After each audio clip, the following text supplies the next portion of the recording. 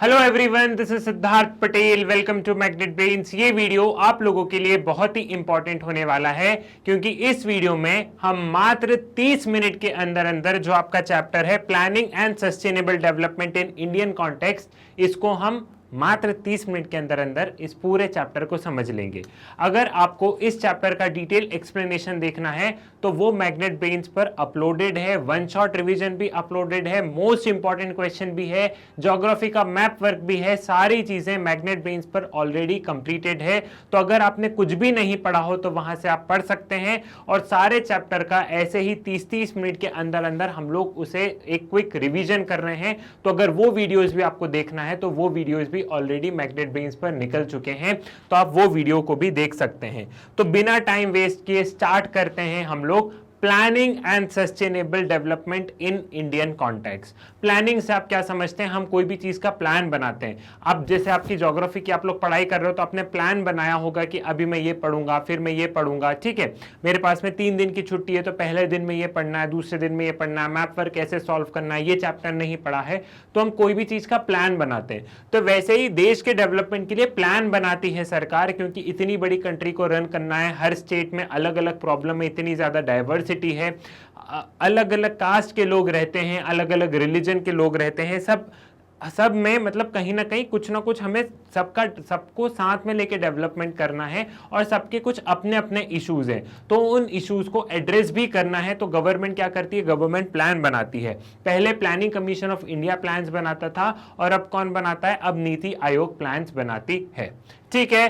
तो ये चीज क्लियर हो गई, व्हाट इज प्लानिंग, ये चीज आपको यहाँ पे क्लियर हो गई। अब बारी आती है टाइप्स ऑफ प्लानिंग की। तो टाइप्स ऑफ प्लानिंग में सेक्टोरल प्लानिंग और रीजनल प्लानिंग। सेक्टोरल प्लानिंग से आप क्या समझते हैं? जब हम किसी पर्टिकुलर सेक्टर को डेवलप करते हैं, like agriculture as a sector, secondary sector, industries को डेवलप कर रहे हैं, टर्जरी सेक्टर, ठीक है। तो जब हम यहाँ पे सेक्टर्स की बात करते हैं, जो हमारी इकोनॉमी के जो सेक्टर्स होते हैं, प्राइमरी, सेकेंडरी, टर्जरी, जब हम इनके डेवलपमेंट की बात करते हैं कि मुझे एग्रीकल्चर पे फोकस करना है, मुझे इंडस्ट्री पे फोकस करना है, गवर्नमेंट कुछ इस तरीके से प्लान बना रही है कि वो एग्रीकल्चर पे फोकस कर रही है, मैन्युफैक्चरिंग पे कर रही है, ये वाला प्लान एग्रीकल्चर के लिए, ये वाला प्लान मैन्युफैक्चरिंग के लिए, तो वो हो गया sectoral planning. Then next one क्या है? नेक्स्ट वन है रीजनल प्लानिंग। अब यहां पे हम क्या करते हैं? किसी रीजन को डेवलप करते हैं, ठीक है। जैसे मध्य प्रदेश बहुत बड़ा है, सरकार ने देखा कि मध्य प्रदेश में जो ये वाला जो रीजन है, जो ग्वालियर के पास वाला रीजन है, या फिर अगर हम कहें कि मध्य प्रदेश में बहुत सारी चीजें डेवलप है लेकिन जो झाबुआ डिस्ट्रिक्ट है वो डेवलप नहीं है, तो गवर्नमेंट क्या करेगी? गवर्नमेंट झाबुआ डिस्ट्रिक्ट के लिए कुछ प्लान बनाएगी ताकि वो डिस्ट्रिक्ट वहां पे डेवलप हो। तो रीजनल प्लानिंग में क्या है कि यहाँ पे हम एक पर्टिकुलर रीजन को डेवलप कर रहे हैं, वो हो गई regional planning. Sectoral planning, formulation and implementation of the sets of schemes और program aimed at development of various sectors of the economy such as agriculture, irrigation, manufacturing, power, construction, social infrastructure and services, ठीक है। Regional planning refers to the upliftment of an area which is lagging behind in terms of social economic development than rest of the developed surrounding area to reduce imbalances, ठीक है। किसी particular area को develop करना जो कि पीछे छूट रहा है, अगर हम दूसरे एरिया से अगर हम उसे कंपेयर करें तो, ठीक है, समझ में आ गया। देन नेक्स्ट क्या है? Next, what are the approaches to planning. अब हम प्लानिंग की क्या अप्रोचेस गवर्नमेंट अपनाती है, तो एक होता है टारगेट एरिया और एक होता है टारगेट ग्रुप। टारगेट एरिया में क्या है कि हम किसी पर्टिकुलर एरिया को टारगेट कर रहे हैं, हम ड्रॉट प्रोन एरिया को टारगेट कर रहे हैं, हम उस एरिया को टारगेट कर रहे हैं जहां पे सूखा पड़ा है, हम या फिर डेजर्ट एरिया को टारगेट कर रहे हैं, या फिर हम किसको टारगेट कर रहे हैं? हम हिल एरिया को टारगेट कर रहे हैं। टारगेट एरिया यहां पे क्या है? पीछे शब्द दिया है एरिया, तो यहां पे पर्टिकुलर एरिया को टारगेट किया जा रहा है कि इस एरिया को हमें ऐसे डेवलप करना है, इस एरिया को हमें ऐसे डेवलप करना है। तो एग्जाम्पल क्या है? Command area development programme, drought prone area development programme, desert area development programme, hill area development programme, ये एग्जाम्पल हो गए टारगेट एरिया के। एक चीज ध्यान रखना, टारगेट एरिया और टारगेट ग्रुप के आपको एग्जांपल्स आने चाहिए। यहां पे आपसे क्वेश्चन पूछे जा सकते हैं कि टारगेट एरिया और टारगेट ग्रुप का एग्जांपल दो। अब टारगेट ग्रुप में क्या है? हम पर्टिकुलर ग्रुप को टारगेट कर रहे हैं, लाइक हम लोग फार्मर्स को टारगेट कर रहे हैं, ठीक है। हमने ग्रुप को टारगेट किया ना, हमने विमेन को टारगेट किया, हमने जो छोटे छोटे फार्मर्स हैं उनको टारगेट किया, जो मार्जिनल फार्मर्स हैं उनको टारगेट किया, ठीक है। तो टारगेट ग्रुप्स में क्या है, the small farmer development agency, marginal farmer development agency are example of target group programme. यहाँ पे क्या है कि हम किसी पर्टिकुलर ग्रुप को टारगेट कर रहे हैं और यहाँ पे हम किसी पर्टिकुलर एरिया को टारगेट कर रहे हैं। क्लियर है, ये चीज भी आपको यहाँ पे क्लियर हो गई है। देन नेक्स्ट क्या है, नेक्स्ट है हिल एरिया डेवलपमेंट प्रोग्राम। अब ये यहाँ पे क्वेश्चन कैसे बनेगा, यहाँ पे ये 3-3 नंबर में क्वेश्चन बन सकते हैं, ठीक है, कि write a short note on hill area development programme. So hill area development programme was initiated in 5-year plan. पहले प्लान कौन बनाता था, पहले प्लान बनाती थी प्लानिंग कमीशन ऑफ इंडिया, ठीक है। अब ये hill area development programme 5th 5-year plan में इंट्रोड्यूस किया गया। इसको याद रखना, 5th 5-year plan is related to hill area development programme. It comprises of 15 district of hilly Uttarakhand, Mikir Hill North, Cachar Hills of Assam, Darjeeling district of West Bengal, Nilgiri Hills of Tamil Nadu, ठीक है। ये 15 district, 15 जो हिली डिस्ट्रिक्ट ऑफ उत्तराखंड है, ठीक है। पहले उत्तर प्रदेश और उत्तराखंड एक ही हुआ करते थे, ये एक ही स्टेट था, बाद में से बायफर्केट कर दिया गया, ठीक।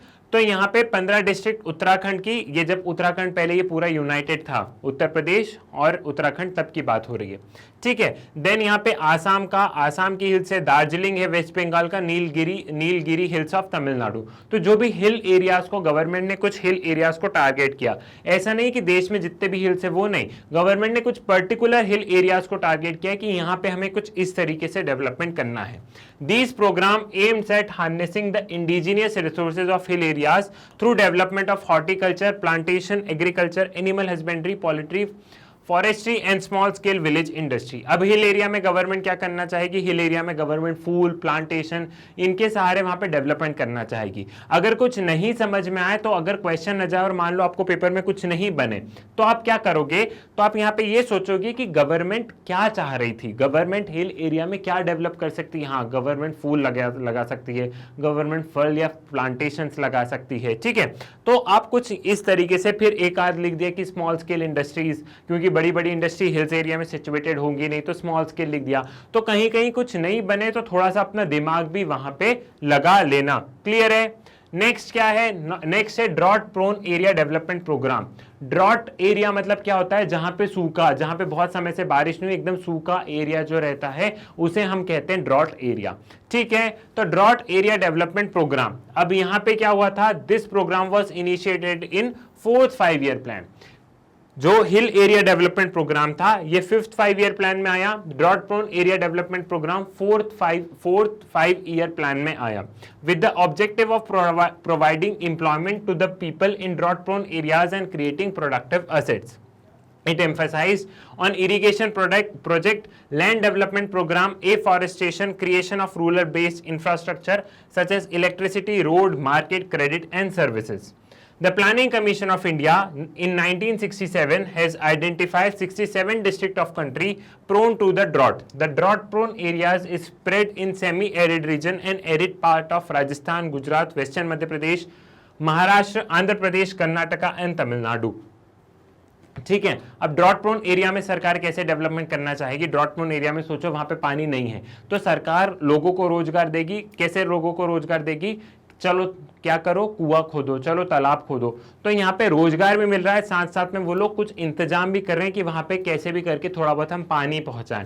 साथ ही साथ और क्या होगा, पेड़ लगवाएगी सरकार वहां पे, तो लोगों को रोजगार भी मिल रहा है। साथ साथ में गवर्नमेंट कुछ इरिगेशन वाले प्रोजेक्ट्स भी लेके आ रही है जिससे कि उस एरिया का डेवलपमेंट हो। अब ज्यादातर जो सूखे एरिया होंगे वो कहाँ के होंगे, सबसे ज्यादा राजस्थान गुजरात के होंगे, देन कुछ मध्य प्रदेश के आसपास वाला region, and then Maharashtra, Andhra Pradesh, Karnataka, Tamil Nadu में भी कुछ कुछ सूखे रीजन्स हैं, ठीक है। बाकी सबसे ज्यादा हमें राजस्थान और गुजरात में देखने को मिलता है। तो अगर ये बाकी के स्टेट भूल जाओ तो ये 2 स्टेट्स तो लिख ही दोगे, है ना, जितना याद रहे उतना तो लिख ही देना।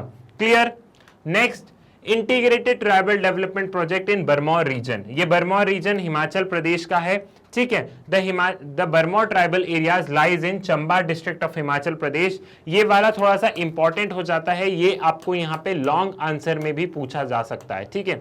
ये वाला जो क्वेश्चन है, ये वाला क्वेश्चन आपको 5 नंबर में भी पूछा जा सकता है। बरमौर रीजन या यहाँ पे जो गद्दीज जो ट्राइबल एरियाज है, जो ट्राइबल कम्युनिटी है जो गद्दीज, उस पर आपको सीधा सीधा यहाँ पे क्वेश्चन आ सकता है, ठीक। तो इसका आप सब कुछ देख लेना कि यहाँ पे क्या प्रॉब्लम थी, और यहाँ पे जब गवर्नमेंट प्लान्स लेके आई, जब गवर्नमेंट ने यहाँ पे पॉलिसीज इंप्लीमेंट करी, तो उसके रिजल्ट क्या है। तो आपको इश्यूज और गवर्नमेंट की पॉलिसी एंड देन रिजल्ट, ये तीनों चीजें आपको इसकी पता होना चाहिए, यहाँ से क्वेश्चंस बनने की संभावनाएं हैं, ठीक है। तो बरमौर रीजन कहाँ पे, ये चंबा डिस्ट्रिक्ट ऑफ हिमाचल प्रदेश में देखने को मिलता है। बरमौर रीजन में कौन रहता है, ये गद्दीज, ये एक ट्राइबल कम्युनिटी है, ये वहां पे रहती है। Gaddis were included among the scheduled tribes in 1970s and Bharmour was an integrated tribal development project, ठीक है। जो गद्दीज है उनको एसटी का दर्जा दिया गया 1970s में, और इसको फिर बरमौर रीजन को इंटीग्रेटेड ट्राइबल डेवलपमेंट प्रोग्राम में जोड़ा गया, ठीक है, जहां पे जिसके through government in tribal areas को, ट्राइबल पॉपुलेशंस को टारगेट करती है और वहां पे फिर डेवलपमेंट करती है।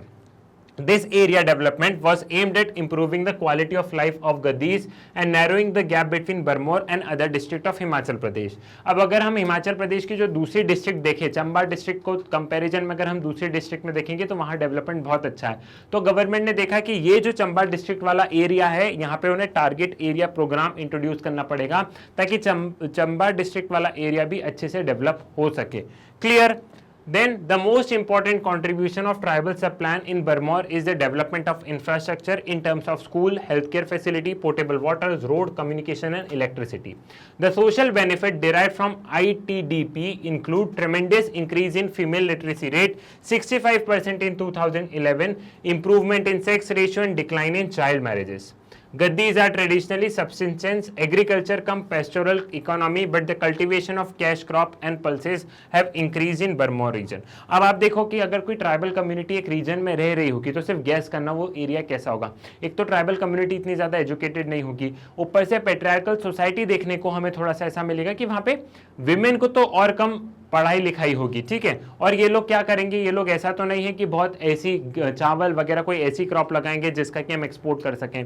ये लोग कोई भी ऐसी पेस्टोरल इकोनॉमी, घास वास से, ठीक है, मतलब अपनी गाय चराना, बकरियां चराना, एक जगह से दूसरी जगह जाना, ये बेसिकली यहाँ की कम्युनिटी करती थी, ठीक है। ये जो गद्दीस थे ये बेसिकली ये काम करते थे, ठीक है। लेकिन गवर्नमेंट ने सोचा कि नहीं भैया, हमें इनका डेवलपमेंट करना है, ये लोग नहीं तो पीछे छूट जाएंगे। तो गवर्नमेंट ने यहाँ पे इंटरवीन किया। तो गवर्नमेंट ने सबसे पहले यहाँ पे कैश क्रॉप्स, एक तो वो वाली क्रॉप्स दी जो कि हम एक्सपोर्ट कर सकते हैं। उसके बाद में यहाँ पे स्कूल्स, रोड्स वगैरह बने, जिससे कि फीमेल लिटरेसी रेट जो कि बहुत कम थी वो 65% हो गई 2011 में, ठीक है। चाइल्ड मैरिजेस में डिक्लाइन देखने को मिला। जो सेक्स रेशियो है, गर्ल्स और बॉयज में इक्वालिटी हमें देखने को मिली, नहीं तो पहले बॉयज की पॉपुलेशन ज्यादा हो रही थी एंड गर्ल्स की पॉपुलेशन कम होती जा रही थी। तो इस तरीके से गवर्नमेंट ने कुछ बरमौर रीजन का डेवलपमेंट किया, ठीक है। बरमौर रीजन कहां पे, चंबा डिस्ट्रिक्ट में है। चंबा डिस्ट्रिक्ट कहां पे, हिमाचल प्रदेश में है।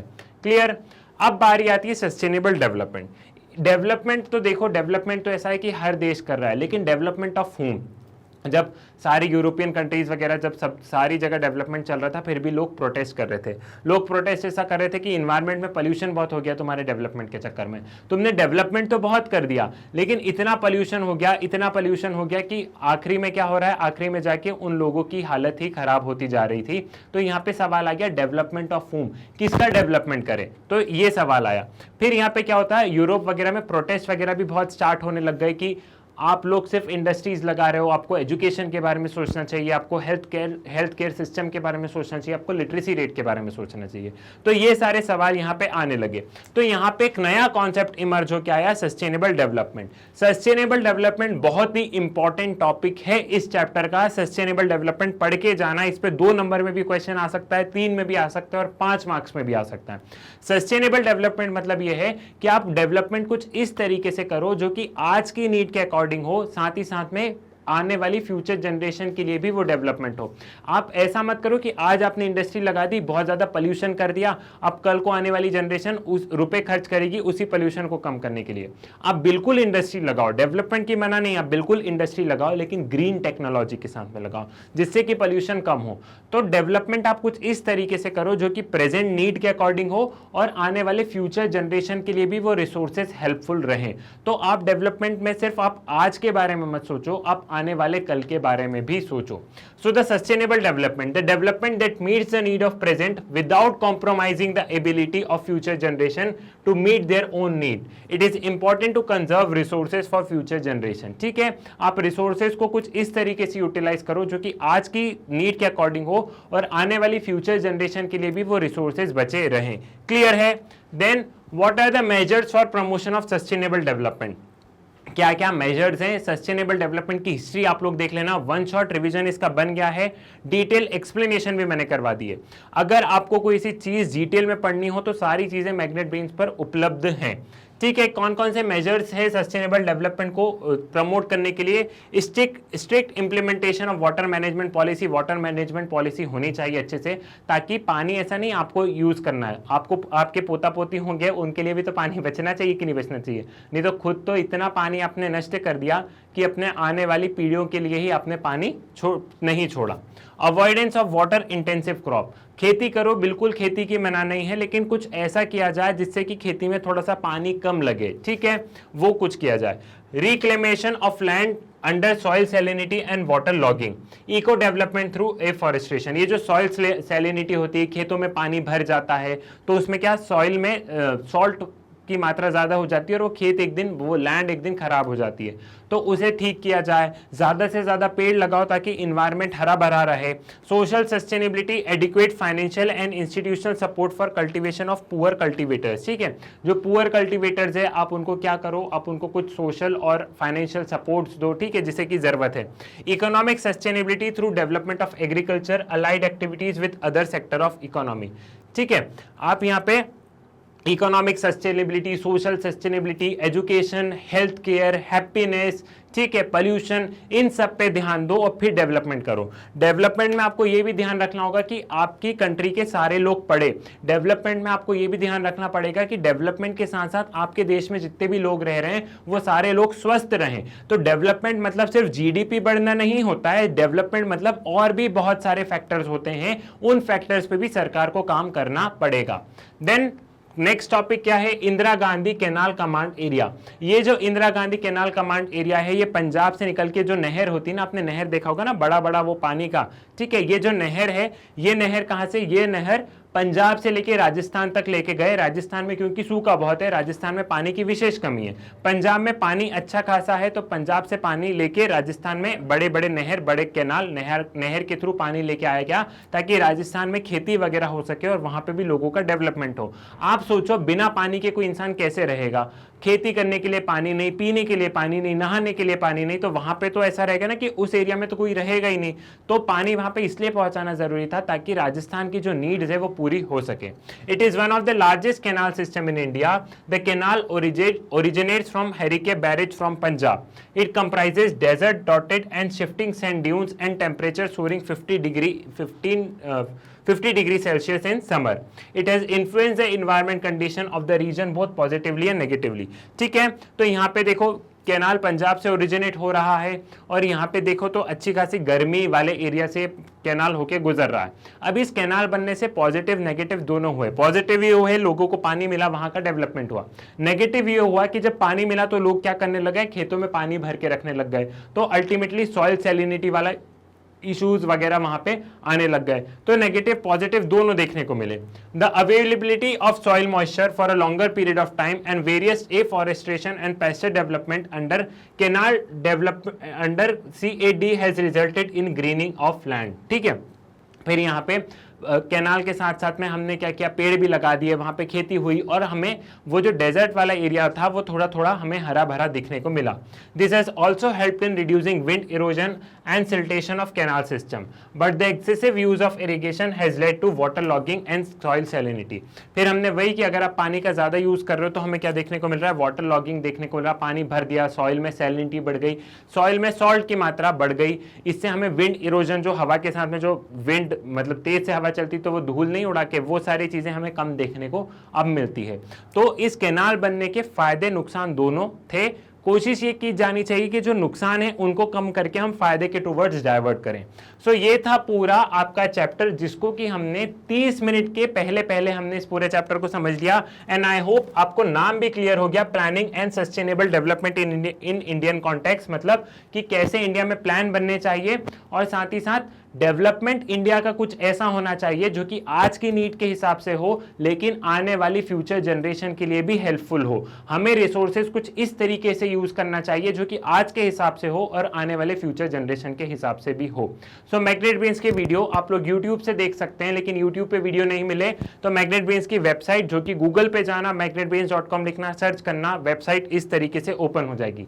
वेबसाइट नहीं ओपन करना है सर, कौन इतनी माथापच्ची करेगा, सबसे अच्छा प्ले स्टोर पे जाओ, मैग्नेट ब्रेन्स का ऐप डाउनलोड कर लो, वहां से पढ़ लो। वहां से भी नहीं पढ़ना तो यूट्यूब पे तो वीडियो मिल जाएंगे, लेकिन यूट्यूब पे नहीं मिले तो ऐप या वेबसाइट के सहारे आप सारे वीडियोस को एक्सेस कर सकते हैं। मान लीजिए पूरी वेबसाइट खुल गई, अब मुझे जिस चीज की पढ़ाई करनी हो, सपोज मुझे इंग्लिश मीडियम की करनी है तो मैं गया सीबीएसई इंग्लिश मीडियम पे, मैंने टच किया, सीबीएसई इंग्लिश मीडियम के सारे कोर्सेज यहाँ पे ओपन हो गए।